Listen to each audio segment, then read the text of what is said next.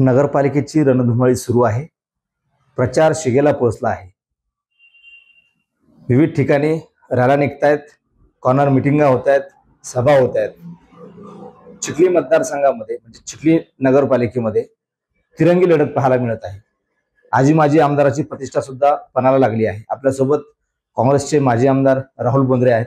भाऊ, काय सांगाल, काय नेमकी परिस्थिती आहे? चिखली नगरपालिकेचे सध्या निवडणूक सुरू आहे, काय नेमकी परिस्थिती सध्या? मागच्या 4 वर्षांमध्ये निवडणुका नव्हत्या. भाजपा ही लोकशाही गळचेपी करणारा पक्ष आहे आणि त्यामुळे त्यांनी निवडणुका घेतल्या नाहीत. याचा प्रचंड रोष जनतेमध्ये आहे. 4 वर्षामध्ये नगरपालिकेला अध्यक्ष नव्हता, नगरसेवक नव्हते आणि त्यामुळं जो काही कामं इथं झाली त्यामध्ये प्रचंड भ्रष्टाचार झालाय. प्रचंड प्रमाणात पैसा खाल्ल्या गेला, लोकांना खूप त्रास झाला आणि त्यामुळे त्याचा रोष आता दिसतोय. नगरपालिकेचे ही जी निवडणूक आहे, विशेषतः चिखलीमध्ये होत असलेली, याचे परिणाम तुम्हाला निश्चितपणे सांगतील की लोकांचा किती रोष भाजपावर आहे. आणि त्यासाठी त्यांना महाराष्ट्राच्या मुख्यमंत्र्याला देवेंद्र फडणवीस साहेबांना इथे बोलवावं लागलं, देवेंद्र फडणवीसांना इथे प्रचारासाठी आणावं लागलं आणि यातच त्यांचं अपयश दिसतंय. त्यावरही कस म्हणून स्वतः मुख्यमंत्र्यांचे प्रायव्हेट सेक्रेटरी जे स्वतः घरोघर फिरतायत, वॉर्डात फिरतायत, कॉर्नर मिटिंगा घेतायत, लोकांना धमकावतायत आणि प्रायव्हेट सेक्रेटरी यांचे विद्याधर महाले हे सरकारी कर्मचारी असताना नियम धाब्यावर बसून ते देखील फिरतायत, ते देखील प्रचार करतायत. हे देखील चित्र सगळे नागरिक उघड्या डोळ्यांनी बघतायत.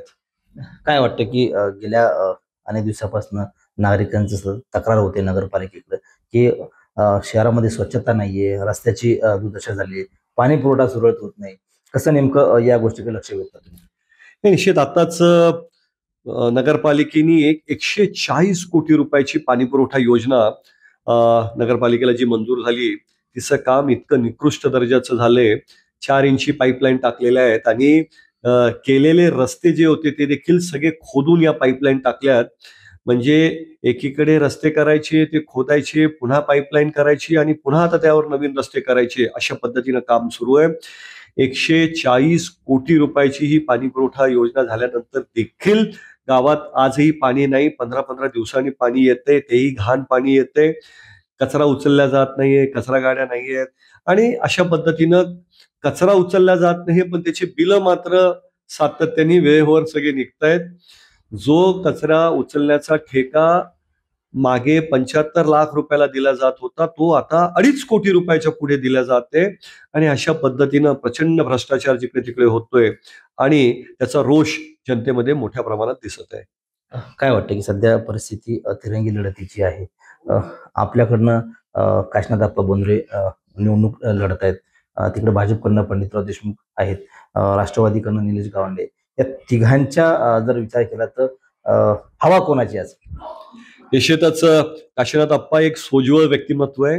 देवमाणूस म्हणून त्यांना ओळखलं जातं. दयावान अशी त्यांची प्रतिमा आहे आणि असा व्यक्ती हा काँग्रेसचा नगराध्यक्षाचा उमेदवार असल्यामुळं त्यांची हवा आहे. निश्चितपणे काशीनाथ अप्पा बोंद्रे हेच ही निवडणूक जिंकणार आणि मोठ्या प्रमाणात आमचे नगरसेवक जे आहेत महाविकास आघाडीचे ते देखील निवडून येणार, अशा पद्धतीचं चित्र आज आहे.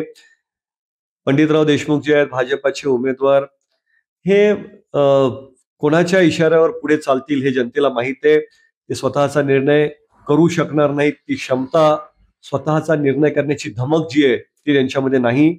आमदाराच्या मर्जीनुसार ते सगळं कामं करतील आणि त्यामुळे प्रचंड भ्रष्टाचार पुन्हा एकदा होईल असं चित्र आज आहे आणि तीच प्रतिमा त्यांची जनतेमध्ये असल्यामुळं जनता त्यांना स्वीकारणार नाही. इथले जे भाजपाचे जे आमदार आहेत श्वेता माले सतत दावा करतात की आम्ही चिखली शहराचा विकास केला, चेहरा मोहरा बदलला. वाटतं तुम्हाला विकास झालाय? हो, झालाय विकास, मी नाकारणार नाही. पण तो विकास चिखलीचा किंवा चिखलीकरांचा नाही, त्यांचा स्वतःचा झालाय. प्रचंड भ्रष्टाचार त्यांनी केलाय. एवढा भ्रष्टाचार आजपर्यंत म्हणजे कोणी स्वप्नात पण बघू शकत नाही, एवढा प्रचंड भ्रष्टाचार तिथं झालाय. आणि ज्या पद्धतीने त्यांची आरेरावी, सुडाचं राजकारण हे सगळं होतंय ते पाहता तो रोष मतदानातून व्यक्त होणार आहे. त्यांनी सतत एक आरोप करतायत आणखी की बोंद्रे यांच्या घरामध्ये घराणेशाही आहे, त्या घराणेशाही मधूनच ते उमेदवार, त्या दुसरा कुठला उमेदवार त्यांना सापडत नाही.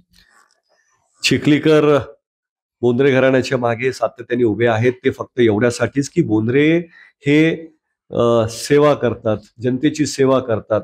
त्यांचा व्यवसाय नाहीये राजकारण. ज्या पद्धतीनं नवीन आता राजकारणाचं व्यावसायीकरण झालंय ते बोंद्रेंनी कधी केलं नाही. ते कुठल्याही जातीला, कुठल्याही धर्माला किंवा अशा पद्धतीनं जात धर्म बघून राजकारण करत नाहीत. सगळ्यांना आपलं मानतात आणि म्हणूनच जनता देखील त्यांना आपलं मानते. हा घराणेशाही नाही तर या घराण्यावर लोकांचा असलेला विश्वास आहे, प्रेम आहे. जे राष्ट्रवादी अजित पवार गटाचे उमेदवार आहेत डॉक्टर निलेश गावंडे, शेवटपर्यंत आशा बाळगून होती की काँग्रेसकडनं त्यांना उमेदवारी मिळेल, मात्र शेवटच्या क्षणाला त्यांना मिळाली नाही. कुठेतरी त्याचा फटका आपल्या काँग्रेसच्या उमेदवाराला बसणार. हे निलेश गावंडे जे आहेत हे काँग्रेसकडून उमेदवारी मागत होते. एवढे सगळे उमेदवारी मागत असताना कोणाला तरी एकालाच मिळणार आणि त्यामुळं ती उमेदवारी त्यांच्या दुर्दैवाने त्यांना मिळू शकली नाही.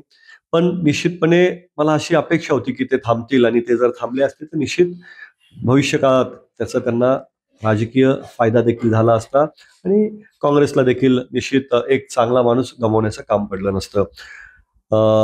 निश्चितच आज तिरंगी लढत जरी होत असली तरी या सगळ्या याच्यात त्यांचा गैरफायदा, त्यांच्या चांगल्या स्वभावाचा गैरफायदा घेणारे अनेक लोक आहेत आणि त्यामुळं त्यांचा गैरफायदा घेण्याच्या दृष्टिकोनातून त्यांच्यासोबत गर्दी जमलेली आहे. त्यांच्या चांगल्या स्वभावाचा गैरफायदा घेतला जाऊ नये असं या प्रसंगी मला पण निश्चितपणे वाटतं. शेवटचा प्रश्न आहे, या सगळ्या पार्श्वभूमीवरती काँग्रेसला आजच्या दिन येतील असं वाटतं तुम्हाला चिखली नगरपालिकेमध्ये? निश्चितच काँग्रेसच्या मागे सातत्याने चिखलीची जनता राहिलेली आहे. विधानसभेच्या निवडणुकीत देखील मला 5,500 मताधिक्य या चिखलीकरांनी दिलंय आणि त्यामुळं ते पुन्हा एकदा काँग्रेसवरच विश्वास टाकतील आणि काँग्रेस निश्चितपणे ही निवडणूक जिंकणार. काँग्रेसचा तिरंगा नगरपालिकेवर फडकणार हा पूर्ण विश्वास मला आहे. नक्कीच. तर हे होते काँग्रेसचे माजी आमदार राहुल बोंद्रे. त्यांचा दावा आहे की चिखली नगरपालिकेवरती काँग्रेसचाच तिरंगा फडकेल. कॅमेरामन हिरे देशमुखसह गणेश सोळंकी, TV9 मराठी, चिखली, बुलढाणा.